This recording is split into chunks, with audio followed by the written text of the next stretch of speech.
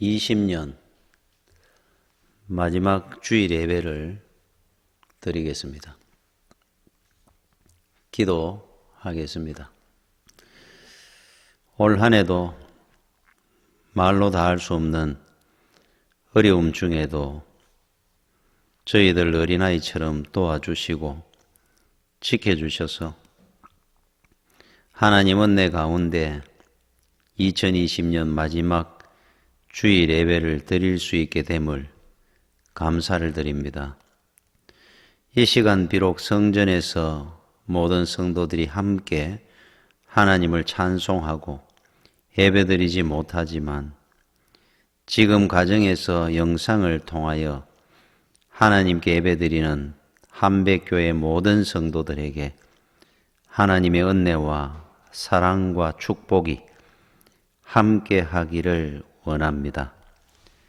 예수님 이름으로 기도드립니다. 아멘. 우리 2020년 마지막 주일 예배입니다. 이번 주 하나님이 주시는 말씀은 신명기 8장 1절에서 3절입니다. 신명기 8장 1절에서 3절입니다. 내가 오늘 명하는 모든 명령을 너희는 지켜 행하라. 그리하면 너희가 살고 번성하고 여호와께서 너희의 조상들에게 맹세하신 땅에 들어가서 그것을 차지하리라. 내 하나님 여호와께서 이 40년 동안에 내게 광야길을 걷게 하신 것을 기억하라. 이는 너를 낮추시며 너를 시험하사 내 마음이 어떠한지 그 명령을 지키는지 지키지 않는지 알려 하심이라.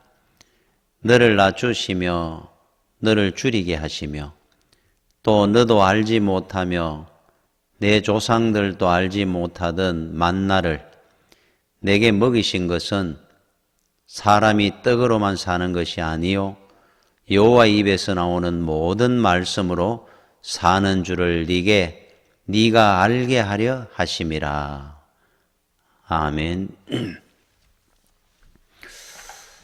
그 바둑을 저도 잘 뜨지는 못합니다. 단지 이제 조금 배워본 적은 있습니다. 그런데 이 바둑에 이제 전문 프로 기사들이 있죠. 그분들을 통해서 제가 보면서 참 신기하게 여기는 것이 하나 있었습니다. 그게 뭐냐면은 복귀한다는 거예요. 바둑돌을 서로 이래 놓고 두면은 한 판을 두다 보면은 한 250수, 330수 이 정도로 돌을 많이 놓습니다. 그거를 다 두고 난 뒤에 다 걷어들이고 한번 방금 뚫는 그 바둑을 그대로 첫 번째 여기 놓았을 때 저쪽에는 첫 번째 어디 놓고 이걸 250, 300수 되는 거를 그대로 똑같이 놓는다는 겁니다. 복귀한다는 거예요. 저는 그게 대단히 신기했습니다. 야, 그게 어떻게 할 수 있을까? 그 많은 돌들을 그대로 복사하듯이 똑같이 놓을 수 있다는 거. 그래서 저는 생각할 때 그거는 이제 프로 기사, 우리가 생각할 때 프로라고 한다면은 뭐 대단한 사람들이잖아요. 천재들입니다, 바둑에. 그 사람들만이 할 수 있는 특기라 생각을 했죠. 그런데 듣기로 실제로 그렇지 않다고 합니다. 어느 정도 아마추어들도 바둑을 두는 사람들은 복귀를 가능하다는 거예요. 저는 아무리 생각해도 혹시 제가 해보면은 한 1, 20수 정도는 기억이 나는데 어떻게 200수, 300수 되는 거를 저는 불가능할 것 같은데 그게 어떻게 가능하냐 하면은 그분들은 이렇게 얘기를 합니다. 한 수 한 수를 300수든 400수든 간에 그 한 수 한 수를 뚫을 때 그냥 내 욕심대로 생각나는 대로 별 의미 없이 이래 눕고 뜬 거는 기억날 리가 없다는 겁니다. 한 수 한 수에 거기에 뜻이 있고 의미를 부여하면서 심사숙고하면서 두고 나면은 그 200수 300수가 다 기억이 나게 돼 있다 그래요. 프로가 아니라도. 그래서 그러면은 프로하고 우리하고 차이가 뭐냐? 그 한 수를 심사숙고해 가지고 의미 있게 뜨느냐, 그렇지 않느냐의 차이입니다. 복기가 가능하다 안 하다는. 그래서 의미 있게 뜬 것만이 기억에 남는 겁니다. 이제 살아남는 겁니다. 근데 이 이야기가 사실은 바둑판에만 국한된 이야기가 아니고 인생도 마찬가지라는 거죠. 여러분 살아왔는 인생을 한번 복기를 해볼 때 복기가 가능합니까? 아마 살아온 날들을 이래 돌아볼 때 복기가 되는 부분들이 있습니다. 참 힘들었던 것, 특별히 또 특별히 좋았던 것. 그냥 그 중간에 있었던 모든 날들은 전혀 기억이 안 나잖아요. 그러면은 모든 날들을 다 그렇게 의미 있게 살아왔다고 한다면은 복기가 된다는 거죠. 인생이. 그러면은 인생을 얼마나 살았느냐에 상관없이 얼마나 의미 있게 살았느냐가 중요합니다. 그러면 우리 이제 장수한다는 이 개념이 바뀌어져야 될 이유가 있죠. 100년을 살아도 그냥 의미 없이 내 욕심대로, 내 기분 내키는 대로 아무 생각 없이 살았다고 한다면은 그 사람은 100년을 사는들 10년도 안 된 인생을 살아갈 수도 있고, 우리 주님처럼 33년을 이 땅에 살아도 의미 있게 살았다고 한다면 요절한 것이 아닙니다. 그래서 장수의 이 의미는 얼마나 많은 날들을 살았느냐가 아니고 얼마나 의미 있게 사는 날들이 많았느냐, 그것으로 장수의 개념이나 의미를 바꿔야 되겠죠. 그렇다면은 이제 우리는 지금 이 순간부터라도 이제 우리 인생이 얼마나 남은지 모르는데 그냥 아무 생각 없이 의미 없이 살아서는 안 될 겁니다. 특별히 그러면은 그리스도인들이 추구해야 될 의미 있는 삶이라는 것이 무엇이냐? 우리의 인생은 결국 복기가 돼야 될 날이 옵니다. 하나님 앞에 갔을 때.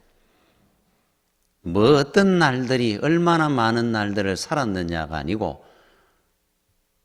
정말로 어떤 날을 살았느냐, 인생 살면서 하나님 앞에 내놓을 수 있는 날이 얼마나 많았느냐, 이게 문제일 겁니다. 100년을 살았다, 80년을 살았다가 아니고 그냥 헛고생하며 아무 의미 없이 살았는 인생의 날들은 내놓을 게 없는 날들입니다. 자, 갈릴리 바다에서 제자들이 밤새도록 고기를 잡기 위해서 그물질을 했습니다. 새벽이 될 동안 빈손이었고 빈 그물이었어요. 아무 의미 없이 던지고 그다 드리고 던지고 그다 드리고 헛수고한셈입니다.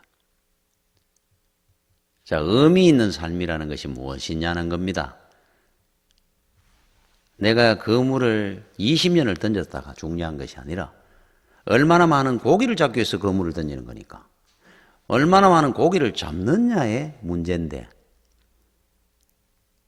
그때 새벽에 우리 주님이 바닷가에 오셔서 제자들에게 말씀을 합니다. 그물을 배 오른편에 던지라. 그리하면 얻으리라. 자, 그 말씀을 듣고 배 오른편에 그물을 던졌더니 그물이 찢어지도록 그다 드렸다 그럽니다. 잡았다 그럽니다. 만선의 은혜를 받은 거죠. 얼마나 많은 그물을 던졌느냐, 많은 시간에 고기를 잡으려고 했느냐가 중요한 것이 아니라, 그렇다고 한다면은 한 번을 던져도 그물이 찢어지도록 고기를 잡아 올릴 수 있는, 그게 중요한 건데, 그래서 그 말씀을 통해서 우리에게 주는 메시지는 주님의 말씀의 은혜 안에 있었느냐 안 있었느냐지, 내가 얼마나 열심히 많이 그물질을 했느냐를 자랑할 것이 못 된다는 거죠. 내가 얼마나 열심히 살았느냐가 아니고 내가 주님과 함께 했는, 그리고 주님의 말씀을 순종하고 살았느냐가 의미가 있었느냐 없느냐 차이입니다. 그래서 의미 있는 인생이 되는 것만이 복귀가 가능하다 하는 거니까 주님 앞에 갔을 때 이 복귀라는 것은 내놓을 수 있는 날들이고 시간입니다.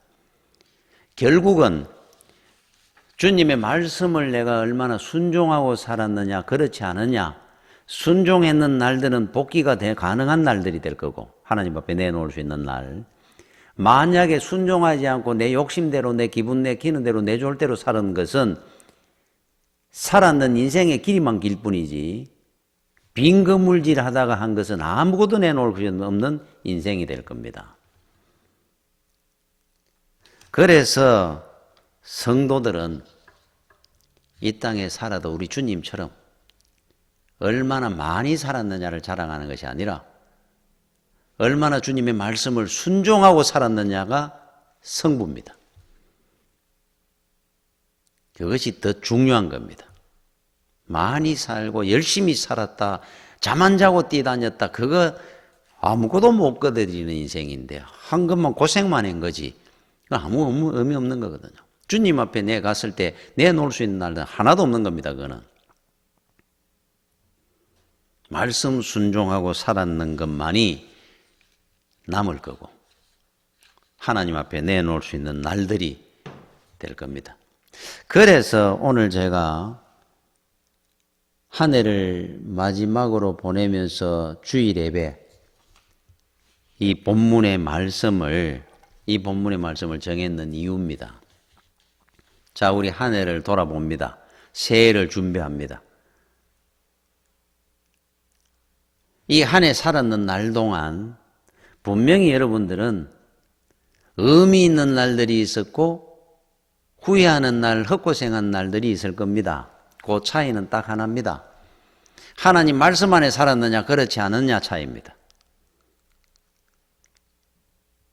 앞으로도 우리는 여기에 우리 믿음의 성부를 걸고 삶아 남은 인생, 정말로 귀하고 복된 인생을, 의미 있는 인생을 살게 될 겁니다. 헛수고하지 아니하고.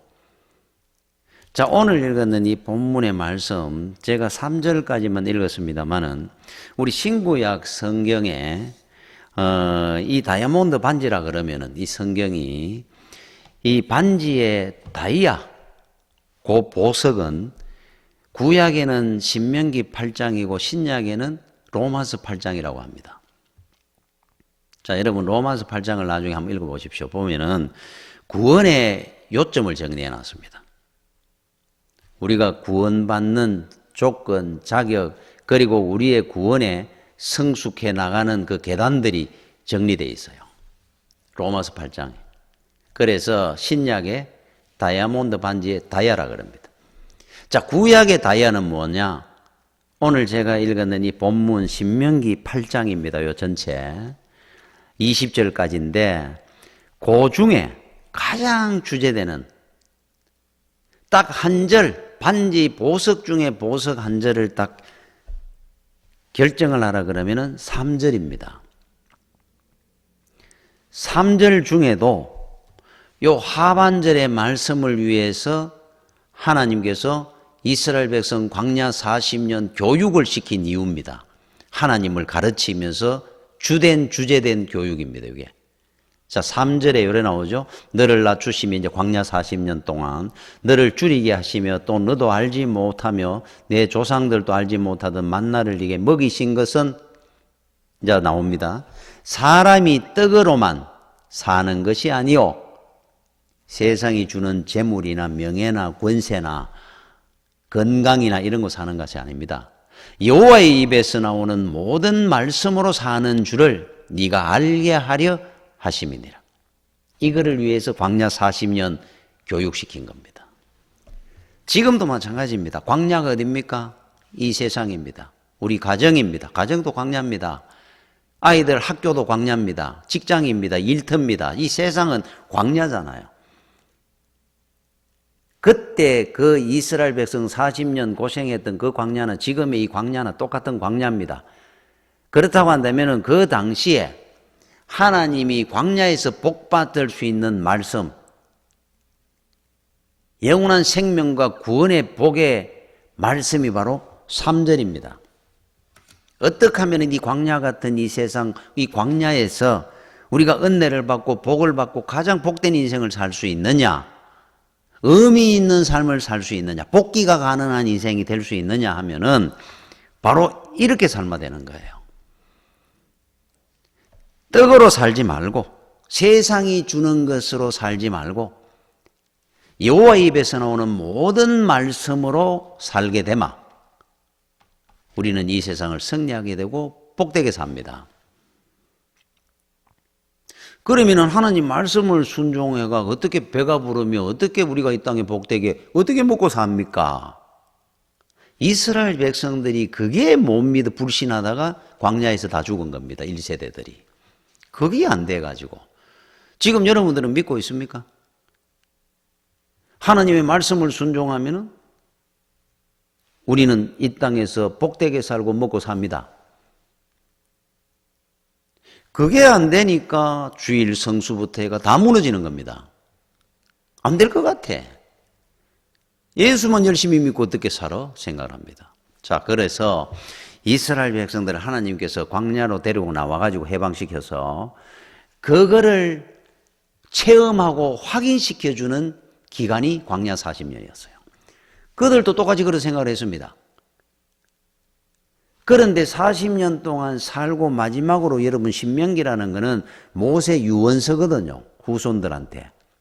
유언을 남기는 말씀입니다. 그러면서 요거를 위해서 하나님께서 40년간 광야에서 교육을 시켰다 그러잖아요. 자, 그러면은 이스라엘 백성들이 굶어 죽었습니까? 죽지 않았습니다. 하늘에서 만나가 내려와 가지고 먹고 살았습니다. 아주 맛있게 영양가 있게 배불리 잘 살았다 그러잖아요. 그들은 농사 안 지었습니다. 농사를 어떻게 짓습니까? 구름기둥, 불기둥이 하나님 인도하는 따라서 오늘 또 열로 옮길 수 있고 절로 옮길 수도 있는데 농사 씨 뿌리고 농사 질 얘기가 어디 있습니까? 농사 한 번도 안 짓습니다. 40년 동안. 굶어 죽은 사람 아무도 없습니다. 말씀 순종해가지고. 만나를 주셨기 때문에 하늘에서. 지금 우리가 흔히 만나를 뭐래 비유한 하나님 말씀을 만나라 그러잖아요. 하늘에 주는 만나입니다. 말씀 먹고 사는 겁니다. 또 그렇게 뜨겁고 밤이 되면 추운 광야에서 얼어 죽거나 더워 일사병 걸리 죽은 사람 한 명도 없습니다. 구름기둥, 불기둥으로 막아주시고 따뜻하게 데펴주시고 그 광야에 물이 어디에 있었습니까? 물 없었습니다. 목말라 죽은 사람이 한 명도 없었습니다. 반석에 물이 솟아 터져 나오기도 하고 한 명도 안 죽었어요. 심지어 여기 4절에 보니까 40년 동안에 내 의복이 헤어지지 아니하였고 내 발이 부러뜨지 아니하였느니라. 건강하게 독충에게 물려가지고 고통상하는 사람도 하나도 없도록 이스라엘 백성들이 가는 곳마다 평안하게 생활할 수 있도록 하나님이 지켜주시고 만들어주신 40년. 그래서 이 광야를 광야 학교라 그럽니다. 하나님을 가르치고 우리가 어떻게 살아야 복받는지를 가르쳐주는 학교였습니다. 광야는. 지금 우리 이 세상에 사는 동안에도 학교 생활하는 겁니다. 성도는. 하나님의 말씀대로 우리는 교육받고 세상에서 우등상이 되고 승리하고 종기현자가 되는 것을 하나님께서 확인시켜주고 교육시키고 보여줄 겁니다. 이 땅에서. 그런데 이스라엘 백성들처럼 평생을 살아도 떡으로 사는 것이 아니고 여호와 입에 나오는 모든 말씀으로 사는 것이니라. 이거 평생 한번 못 믿어보고 못 살아보고 죽는 사람 많습니다. 예수를 평생 믿는다고 그러면서. 마귀는 끊임없이 이걸로 우리를 시험합니다. 네가 하나님 말씀을 가지고 어떻게 배불리 밥 먹고 사는데.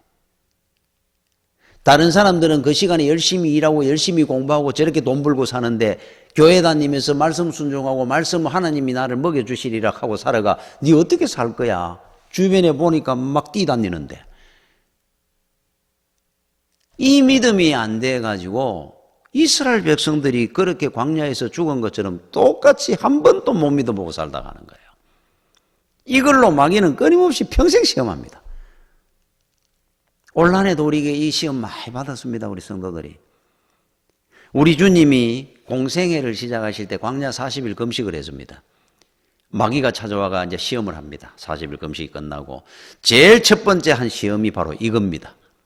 배고프니까 돌로 떡을 만들어 먹으라 그랬어요. 그때 이 말씀을 가지고 주님은 물리쳤습니다.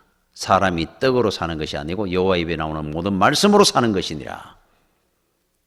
세상은 지금 또 우리에게 그럽니다. 마귀는. 세상 사람은 떡이 있어야 밥 배불리 먹고 살지. 공부를 해야 되지. 학벌이 있어야 되고 돈이 있어야 되고 출세를 해야 되고. 우리도 똑같이 그 길로 가면은 마귀가 첫 번째 한 시험에 다 걸려 넘어지는 겁니다. 주님의 말씀처럼 여러분은 살아야 됩니다. 그 말씀을 오늘 하는 겁니다.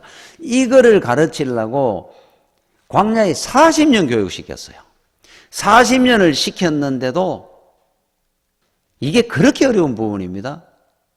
그 1세대를 다 죽었습니다. 지금 많은 사람들이 예수를 믿으며 하나님은 지금도 이 광야 땅에 이 교육을 지금도 시키고 있습니다. 마귀는 이거를 첫 번째 시험으로 늘 우리를 시험합니다. 올 한해 여러분들이 믿음을 확인해 볼 수 있는 것은 다른 부분이 아니고 이 부분을 정말로 내가 이 말씀을 믿고 살아왔는지, 그러면 여러분 의미 있는 1년을 보낸 겁니다. 아무리 어려워도. 또 평생에 하나님의 말씀의 은혜 가운데 여러분은 복되게 살 것을 하나님께서 확인시켜 줄 겁니다. 여호수아와 갈렙처럼 승리한 사람은, 가나안 땅을 얻은 사람은 이 말씀을 믿었던 사람들이 더 간 겁니다. 여러분 그 최우선 목사님이라는 분인데 이분이 썼는 책 중에 시속 1마일의 하나님. 여러분 1마일은 1600m 정도 되죠. 1.6km. 그런데 시속 여러분들이 걸어가지고 1시간에 1600m 하면 걸으면 어느 속도로 걸을 것 같아요? 1.6km. 뭐 그냥 이리저리 구경해 가면서 천천히 걸어가면서 이래도 1.6km 안 걷겠습니까? 1시간 걸으면? 그런데 우리 하나님께서 이스라엘 백성들을 데리고 광야 땅에서 40년을 보내면서 갔던 그 거리의 속도가 시속 1마일로 걸어가신 하나님. 그 이스라엘 백성들을 인도해 가면서. 그러면서 그동안 뭐를 가르쳤느냐? 지금 이 말씀을 가르쳤다는 겁니다. 떡으로 사는 것이 아니라 내 말씀을 순종하면은 영원히 복되게 산다. 우리는 막 날아다니는 시간에 1.6km의 속도로 천천히 우리를 인도해 가신 하나님. 답답합니다. 기도를 하면 바로바로 응답이 됐으면 좋겠는데. 뭔가 내가 열심히 해보려고 그러면 신앙도 그렇습니다. 믿음 생활하면 뭔가 신앙이 탁탁탁탁 성장하는 게 눈에 보이고 내 자신도 재미가 있을 것 같은데 평생 예수 믿어도 거기 그건 같고 기도하는 게 그냥 응답도 잘 안 오는 것 같고 시속 일마일로 우리 하나님은 움직이고 계시거든요. 그러면은 하나님의 그 1마일의 속도 이거를 그 목사님은 하나님의 사랑의 속도라 이래 이야기를 했어요. 우리는 좀 하나님께서 팍팍 움직여 주시마. 그게 나를 더 사랑할 것 같은데 느린 그 속도가 오히려 나를 더 힘들게 하고 어렵게 하고 그 응답이 좀 빨리빨리 안 이루어지기 때문에 내가 낙심하고 하나님이 나한테 무관심한 속도 같은데 그런데 그 목사님은 그 속도는 하나님이 우리를 극진히 사랑하는 사랑의 속도라는 겁니다. 아버지가 아들, 딸을 양손에 이래 데리고 걸어갑니다. 만약에 아버지의 발걸음 속도로 가면 애들이 넘어지고 무릎을 깨고 뭐 같이 못 따라올 겁니다. 그렇죠? 천천히 갑니다. 애들 속도에 맞춰가지고. 이거 저거 보면서 저 꽃이름도 가르쳐주고 또 이런저런 뭐 착하게 살아야 돼. 싸우면 안 돼. 그러면서 애들 데리고 이렇게 산책하는. 여러분 하나님이 그 느린 속도는 우리와 보조를 맞추시고 사랑의 속도입니다. 만약에 하나님의 속도로 가버리면 우리 다 부서집니다. 그러면서 우리를 어떨 때 보면 우리가 그것 때문에 낙심도 오고 화도 나는 부분이 있어요. 절망도 오고. 그렇지 않습니다. 앞으로 바꿔야 됩니다.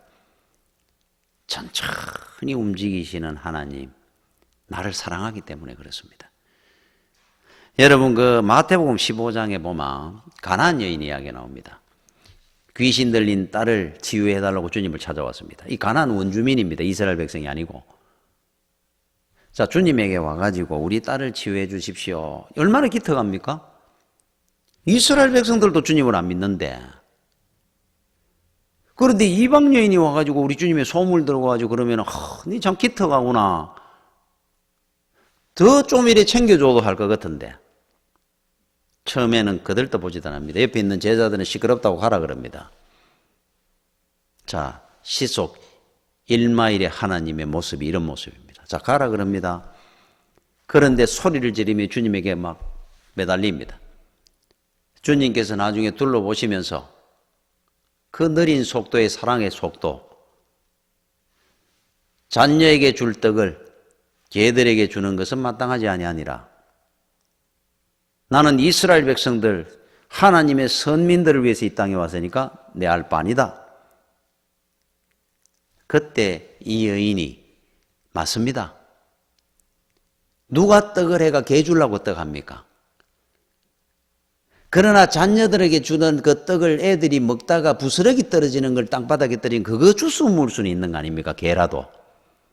야, 네 믿음이 크구나. 네 소원대로 될지어다. 이게 사랑의 속도입니다.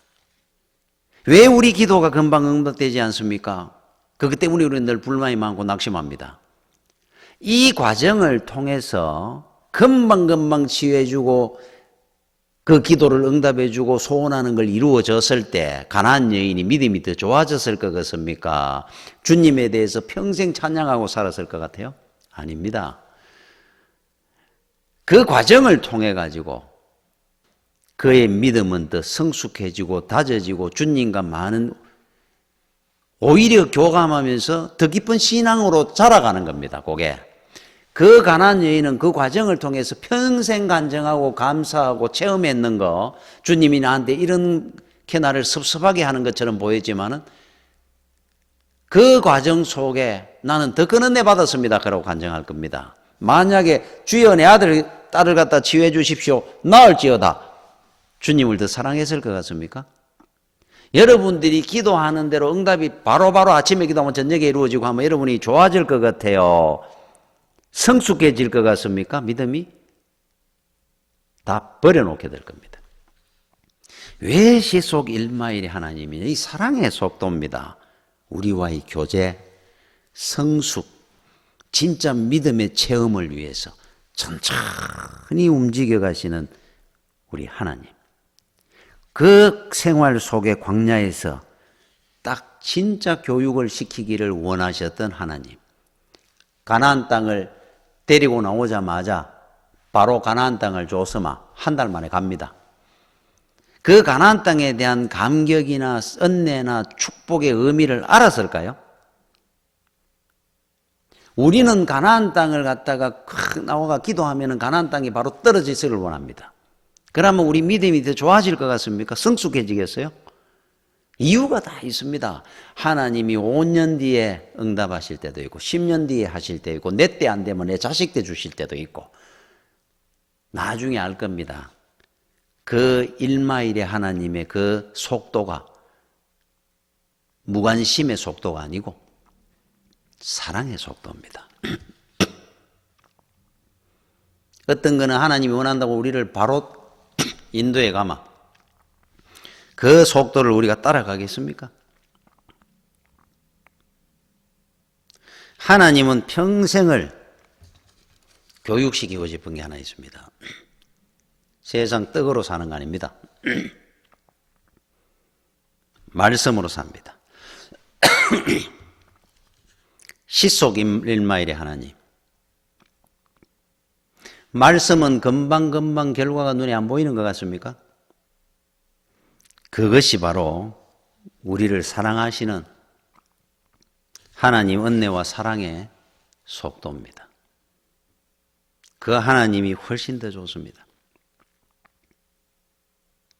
인간이 우리는 그런 생각을 합니다. 하나님의 말씀을 떠나가지고 우리는 아무것도 못합니다. 또 하나는 우리가 말씀 안에 살아야 되는 이유입니다. 말씀을 떠나는 순간에 우리 인생을 자기 인생 자기 지킬 사람이 이 땅에 아무도 없습니다. 말씀 붙들고 살고 말씀 순종하고 살아야 바르게 살아갈 수 있어요. 얼마나 연약한데요, 인생이. 그래서 하나님의 말씀 안에서 우리 보고 살아라 그럽니다. 저는 제 자신도 그렇고 주변에 이래 보다 보면 어떤 사람은 너무 잘 돼가 무너지고 너무 어려워서 무너지고 너무 똑똑해서 무너지고 야, 이래 보다 보면 참 인생은 유리그릇 같고 정말로 인생길이라는 거는 참 외줄 타는 소처럼 아슬아슬하고 이 인생길 자기 힘과 능력으로 갈 자가 없구나. 없습니다. 저는 한 번씩 제가 이런 뭐 결정을 하고 했는 교회 목회도 이 뭐 큰 결정이 있겠습니까, 사실은? 그런데도 어떤 결정을 해놔놓고 야, 내가 그때 이걸 몰랐구나.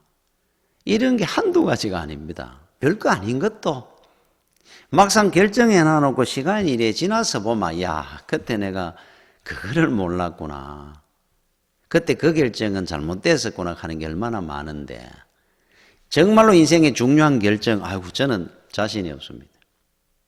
그래서 말씀을 보고 주여 하고 매달리는 길밖에 없습니다. 인생만큼 연약하고 뭐 똑똑하다고 뭐 천재라고 인생은 다 연약하고 우둔합니다.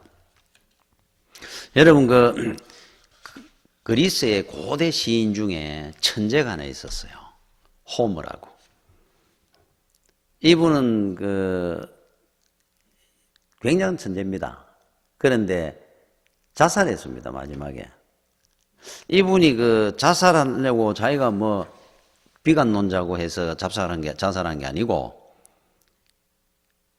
어느 일화가 하나 있어요. 어느 문제 하나에 딱 걸려가지고 자기 우둔함을 통곡하며 자살한 사람입니다. 어떤 문제인 줄 압니까? 아마 여러분들도 들으면 웃을 겁니다. 호모라는 대천재가 어느 날 길을 갑니다. 애 하나가 고기를 잡고 오는 겁니다. 낚싯대를 찌고 바구니를 옆에 울러미고 고기를 잡다가 이제 돌아오는 겁니다. 잡고. 그래서 물었습니다. 그 바구니에 고기 많이 잡았느냐 물었어요. 그 얘가 호모에게 이렇게 얘기를 하는 겁니다. 예, 잡은 것은 버렸고 잡지 않은 고기는 바구니에 있습니다. 잡은 거는 버렸고 안 잡은 고기는 바구니에 넣었습니다. 이 말은 뭡니까? 한 마리도 못 잡았다는 말이잖아요. 잡은 거는 없고 안 잡은 걸 넣었다 그러니까 안 잡은 게 어떻게 있습니까? 웃음이 그러고 지나가 버렸어요. 이 말 한마디를 무슨 말인가 이해가 안 되는 겁니다. 호모가. 잡은 거는 버렸고 안 잡은 거는 바구니에 있습니다. 근데 나중에 보기 바구니 빈 바구니인데 잡은 거는 있다 안 잡은 거는 있다 그러고 잡은 거는 이거 밤새도록 혼란을 겪다가 몇 날 며칠 밥도 못 먹고 생각하다가 자기 스스로 나의 우둔함을 통곡하며 자살한 사람이에요. 목매가. 천재가. 천재와 반모는 종이 한 장 차이입니다.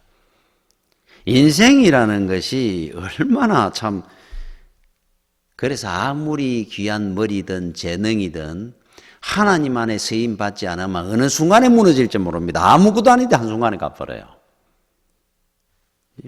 그래서 더 배웠다, 더 가졌다, 머리가 좋다, 재능이 있다. 하나님의 은혜 안에, 보자기 안에 있지 않으면 아무 소용 없어집니다. 전부 우리가 귀한 것을 갖는 것이 중요한 것이 아니라 하나님 말씀 안에 사는 것이 제일 중요합니다. 좀 모자라면 어떻습니까? 만물을 창조하신 지혜의 왕인 하나님의 말씀대로 삶아 하나님의 그 능력을 받아 그대로 삶아 제일 잘 사는 건데 우둔하고 바보만 없으니까 다 잘 살 건데 그러면 천재만 뭐합니까? 한 치 앞도 모르는 인생이. 여러분 그 아스벨이라는 분이 있어요. 이 사람은 옛날에 그 미국의 유명한 보석 도둑입니다. 우리나라도 그런 뭐 물방울 다이아 그러면 유명한 도둑이 있었죠. 이 사람이 유명한 보석 도둑이 이 사람을 경찰들이 못 잡았습니다. 아무리 추적을 해도 못 잡아요. 얼마나 완벽하고 치밀한지. 그래 꼬리가 길만 밟힌다고 42살에 어느 집에 보석 훔치러 붙들렸습니다. 붙들려가지고 20년을 살았습니다. 이 사람을 특히 또 몰랐는 이유가 이 사람이 그 당시 보스턴의 상류사회 그 사교계의 유명한 신사로 부자로 알려져가 소문나 있던 사람이에요. 이 사람이 도둑이라고 누가 생각을 했겠어요? 대단한 분이었습니다. 결국 이 사람이 도둑이었어요. 자, 붙들렸습니다. 20년 살았습니다. 62에 출소해가 나오는데 화도 유명한 사람이었으니까 기자들이 물었습니다. 주로 어떤 사람의 보석을 훔치고 어떤 보석을 주로 훔쳤습니까? 궁금하잖아요. 그리고 그 보석들 어디 숨겨놓는 건 없느냐? 그때 아스베리가 나는 누구의 보석도 어떤 보석도 훔친 것보다도 진짜 귀한 중요한 것을 내가 하나 훔쳤는데 사람들이 전부 관심을 가지고 귀를 댑니다. 바로 나는 아스베리를 훔쳤습니다. 이 말을 했어요. 자기 자신을 자기가 훔쳤다는 겁니다. 그러면서 하는 말이 나는 하나님께 받은 선물이 많았습니다. 보화가. 기계 종류는 조금만 들여다봐도 나는 다 곤칠 수 있습니다.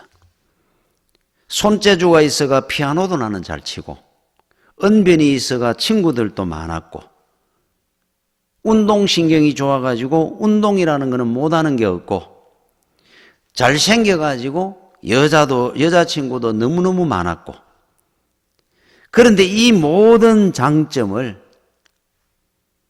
도둑질하는 데만 다 썼으니까 실제로 남의 거 훔친 게 아니고 아스벨이 나 자신을 내가 평생 도둑질하고 살았는 인간입니다. 하나님이 나한테 주신 그 귀한 보화들을 내가 훔치고 사는 겁니다. 이게 제일 큰 보화였습니다. 보십시오. 하나님은 쓰레기도 보화를 만드시는데 세상은 보화도 쓰레기로 만듭니다. 세상으로 가면 안 됩니다. 우리가 하나님 앞에 은혜의 그 보자기에 들어가 가지고 복받은 우리 아브라함이나 요셉이나 다윗이나 이천성 목사님이나 김익돈 목사님이나 보십시오. 그렇죠? 여러분 꼭 기억하시기 바랍니다. 밀란 쿤테라는 이런 말을 했죠. 한 번밖에 없는 것은 없는 것과 마찬가지다. 한 번밖에 없는 건 없는 것과 똑같다 그랬어요.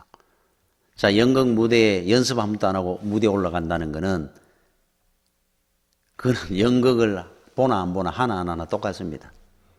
자, 인생이 그렇다면 한 번밖에 없습니다. 인생. 한 번밖에 없는 건 없는 것과 똑같이 아무 의미가 없다는 것이잖아요. 그러면은 인생을 그럼 우리가 다르게 생각해가 한 번이 아니고 한 두 번 살면 잘 살까? 한 번은 우리가 모르고 그냥 살다가 끝나버리니까 이거는. 한 번밖에 없다 보니까 이거는 의미도 없고 없는 것과 똑같은 거니까.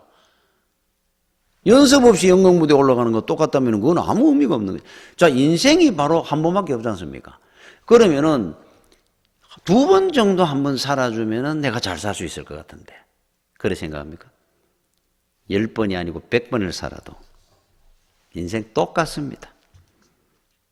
결국은 후회하고 보람없이 살다 끝납니다. 모든 인생을 100번을 살아도.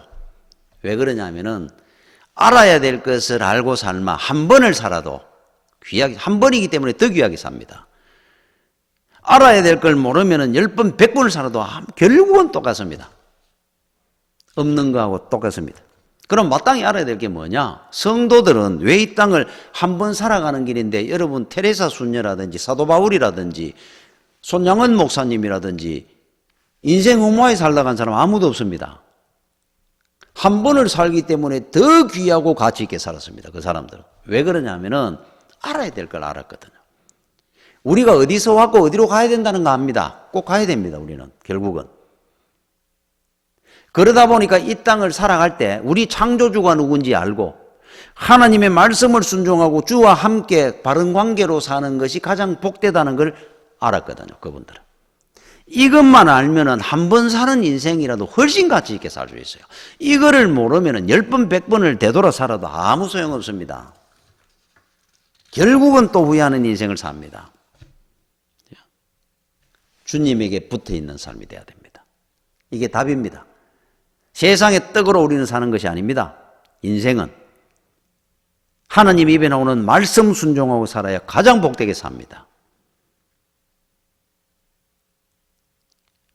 제가 우리 찬송 한 장 하면서 얘기를 했습니다. 11세기경에 1000년 전입니다. 성 버나드라고 하는 분이 62세에 성자가로 칭송을 받은 분입니다. 62세에 버나드라는 분이 임종을 하는데 임종하기 바로 며칠 전에 썼는 찬송입니다.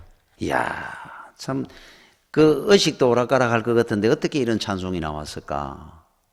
참 대단히 충만했던 분 같아요. 그분이 임종하기 며칠 전에 주님을 바로 만나기 며칠 전에 이 찬송을 쓴 겁니다. 지금 말하면 85장. 제가 한번 불러볼까요? 구주를 생각만 해도 이렇게 좋거든. 주 얼굴 배울 때에야 얼마나 좋으랴. 예수의 넓은 사랑을 어찌다 말하랴. 주 사랑 받은 사람만 그 사랑 알도다. 이분은 이제 주님 앞에 가는 며칠 전에 주님 만나면 얼마나 좋을까. 생각만 해도 이렇게 좋은데 주님을 내가 직접 만나면 얼마나 좋을까. 이 가사를 쓴 겁니다. 참, 그죠? 살았을 때 이분이 어떻게 살았겠습니까? 이런 마음과 믿음 갖고 살은 분이 어떻게 살았겠습니까? 얼마나 가치 있고 귀하게 성자로 칭송을 받습니다. 여러분들이 이 땅에 살아가 복되게 사는 길이 하나 있습니다. 주님의 말씀만 순종하고 그리워하고 주님을 앞으로 내가 주님 앞에 갔을 때 얼마나 좋을까. 이 땅에서 그것 상상하고 사십시오. 주님에게 붙어 사십시오. 이 땅을 가장 귀하고 보람되고 가치 있게 사는 길입니다. 올 한 해 여러분들이 만약에 후회한다면 이렇게 살지 않아서 후회하는 걸 겁니다. 돈 몇 푼 벌었다 못 벌었다가 아닙니다. 이 믿음을 다시 한번 확인하시고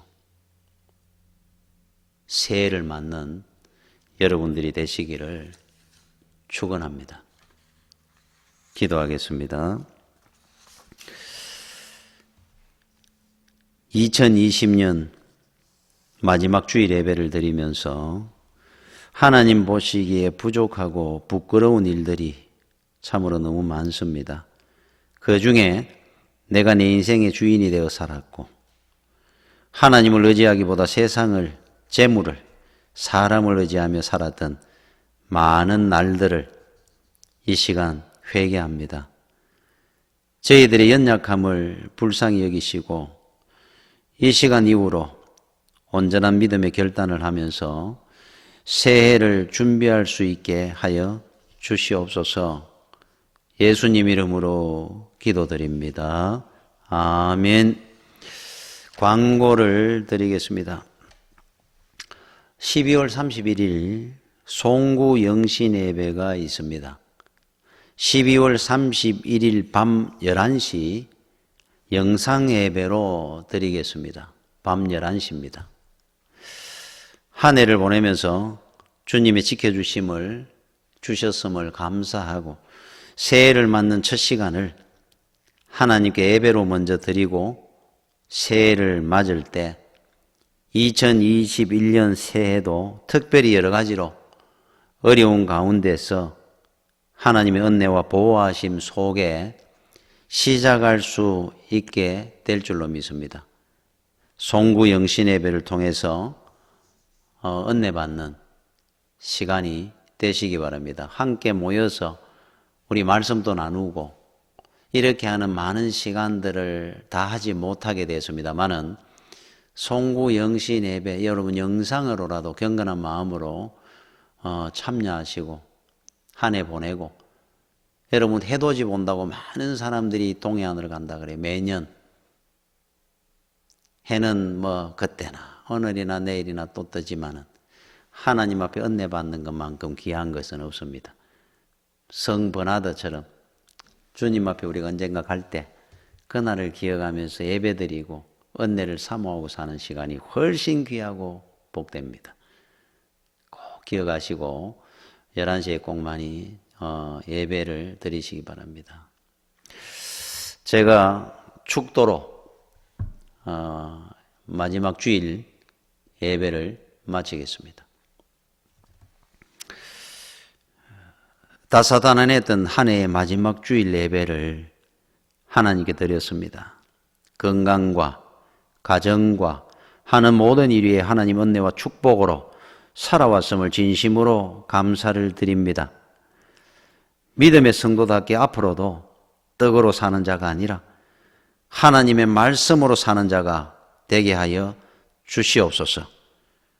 우리 주 예수 그리스도의 크신 은혜와 하나님 아버지 놀라우신 사랑과 성령님의 교통하심이 한백교의 모든 성도들 머리 위에 지금부터 영원까지 함께 있을지어다. 아멘.